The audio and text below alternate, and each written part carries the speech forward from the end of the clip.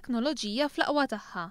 Dan huwa dak li se tkun qed toffri l-kumpanija Gaming Innovation Group meta tiftaħ il-bibien tagħha f'San Ġiljan fejn se timpjega 215 il-ħaddiem mal-50 li diġà għandha f'pajjiżna u l-100 fin-Norveġja.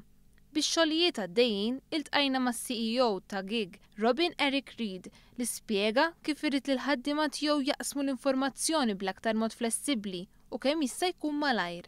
Reed irid li dan ikun ċentru għal ħaddiema u l-familja tagħhom biex ikollhom bilanċ bejn ix-xogħol u l-familja u jgħixu ħajja sana. Bil-bajja ta' San George fl-isfond il-ħaddiema se jkunu jistgħu jgawdu minn faċilitajiet imqasma fuq is-sitt solari li jvarjaw minn ice cream parlor sa post fejn jorganizzaw beer nights u jarraw il-logħob tal-futbol.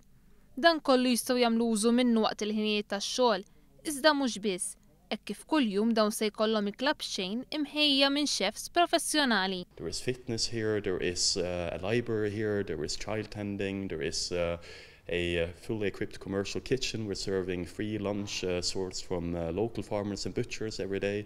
We have a barista, we have a coffee shop, we have an auditorium where we show educational sessions, shows and so forth. We're really trying to make it a lifestyle environment where people can pull the activities that they want to and need in order to promote their own career and life. Għalkemm oriġinarjament il-kumpanija twaqfet fin-Norveġja, fetħet l-ewwel uffiċċju fil-Mosta.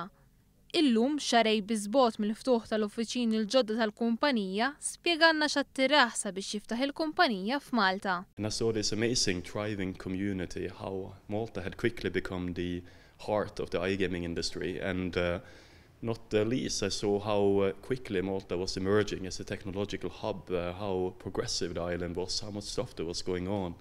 I saw thousands of amazing ambassadors for the iGaming industry working here, knowledgeable people, and I really thought that this would be the right place to grow a company. Is-CEO spjega li qed ifittxu ħaddiema minn kull settur u bħalissa hemm diversi sejħiet tal-opportunitajiet ta' xogħol miftuħa. We're working across the value chain. We do marketing, we do software, we do gaming operators, so we actually offer the games. What we're in essence trying to do is we're trying to change the iGaming industry.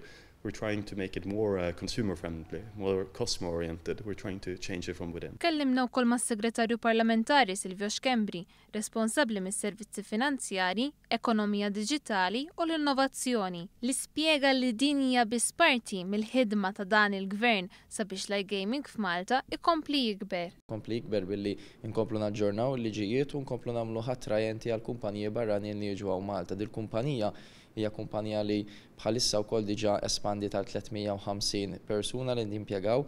Illum stess ukoll fil-website tagħhom ħarġu l fuq minn 60 vacancy oħra li qegħdin joperaw u issa s-sena d-dieħla ħajkunu qegħdin jespandu f'uffiċini ġodda biex eventwalment ikobblu jkabbru l-ħaddiema tagħhom b'200 ruħ oħra għal total ta' 550. Il-kumpanija mhux biss se tkun qed tiġġenera iktar dħul fl-ekonomija tal-pajjiż, iżda se tkun qed tagħmel xogħol ieħor ta' responsabilità soċjali korporattiva.